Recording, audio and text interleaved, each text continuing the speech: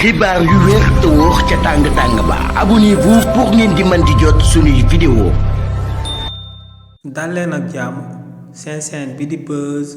221HD kii di Mbaye Dione di ak député biir assemblée nationale yëkkati na ay kàddu daal di xamal sénégalais yi que ne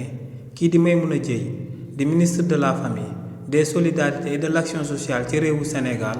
bis buñ ko daal di ooye jëmale ko ci 8 milliards yi nga xam ne moom lañ jagleloon ñu nekkoon ci inondation Bakel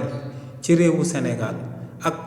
5 milliards yi nga xam ne moom lañ daal di jébbal victimes yi ne lu leer ba am moom mooy que ne kookee buñ ko oowee ci kanam yoonu réewu Sénégal du mën a daal di andi benn justificatif c'est li ni mel buñ sukkandikoo ci kii di Mbaye Dione ne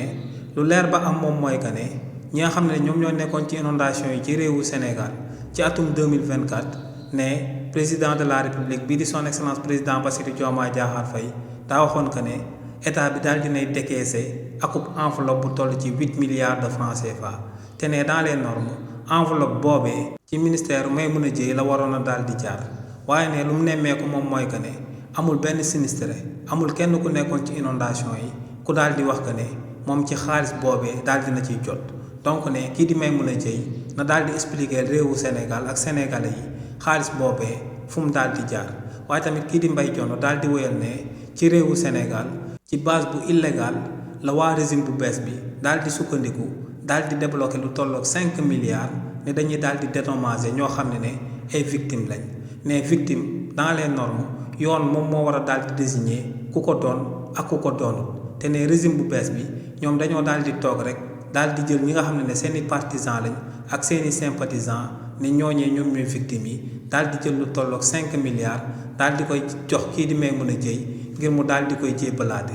ne tamit kookee di Maimouna Dièye buñ demee ci ay base juridique du war mun a wax lu tax mu daal di jël lu tolloog 5 milliards daal di koy jébbale ñoo xam ne ay partisans u Pastef kese la daal di nekk donc ne Maimouna Dièye 8 milliards yi nga xam ne moom lañ ko daal di jébbal jëmale ko ci inondation yi du am benn justificatif ci kanam yoonu réewu Sénégal waaye tamit 5 milliards yi nga xam ne moom lañ ko daal di jébbal te amul benn base juridique ne